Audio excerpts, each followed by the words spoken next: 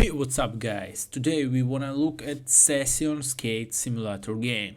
So if you thought it was something like Tony Hawk's when you saw a skateboarding game, you have never been so wrong. Session tried to recreate real-life boarding as realistically as possible. This also applies to control and constant overcoming of difficulties.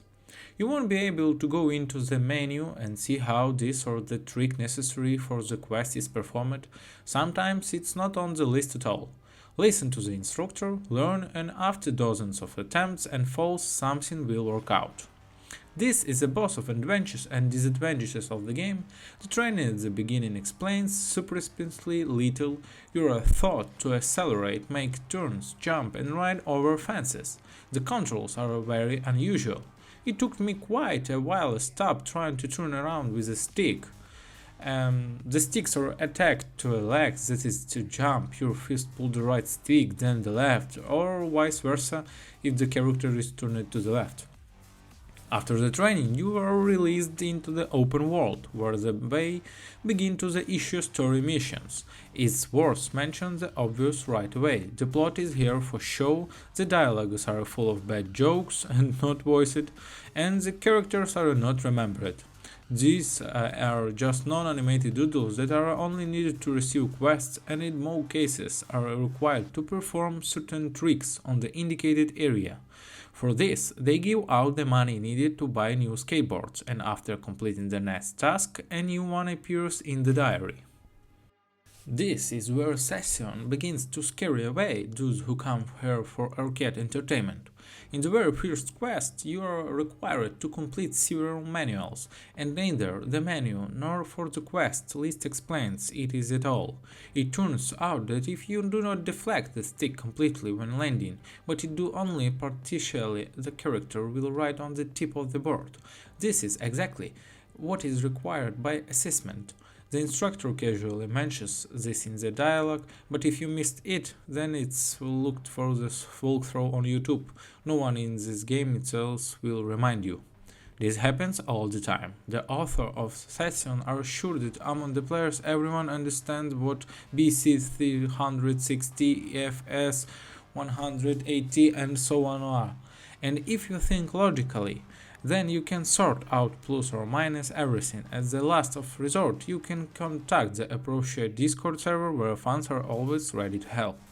However, at much moments there is a feeling that Session is not a harsh simulator, but simply a raw, unfinished game. Even if the player clearly understands what is required of him, completing the quest is not an easy task. The mechanics themselves are good, you get to use the unusual controls over time, it's fun to perform tricks, but all of this uncertainty and constant underestimate and blur the impression. Therefore, after a few hours I want to split on the outstanding task on the dummy and go on a free journey. No restriction, ride wherever you want, stand, fool around. At any time you can take the board in your hand and run to the desired point if it is problematic to get in the skateboard. And it doesn't matter that in this situation the character's jump animation is exactly the same as if he jumped on the board. Well, we saved the budget. What we do? Ho ho, fun. The most ingenious idea of Session is the ability to set a start point. You saw some kind of ramp, you want to ride it on it, but you are too lazy to return on the starting position after each attempt. Just put a beacon and holding down the button teleport there at any time. For those who are confused about the buttons, they made it so that if even of fall it was impossible to set the beacon, so it's not too easy to ride the start point. But while the game can be fun, it's hard to shake off the feeling that it's still an unfinished version. Although the project has been in Steam Early Access for a little over 3 years, it still looks like of the basic something better. The graphics frankly are so-so, you regularly see stretched and simmered textures on the ground, the interface seemed to be sketched in the first months of the development and was not touched again. Yes, and there were some bugs, the board does not always abruptly respond to the surface that it jumps on. At the same time, Is it impossible not to notice how much the developers have added during this time?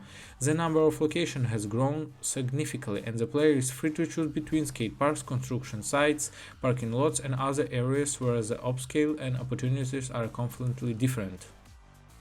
But if what you already have is enough for you and you consider skateboarding to be your main hobby, then buying a session will definitely not be a mistake.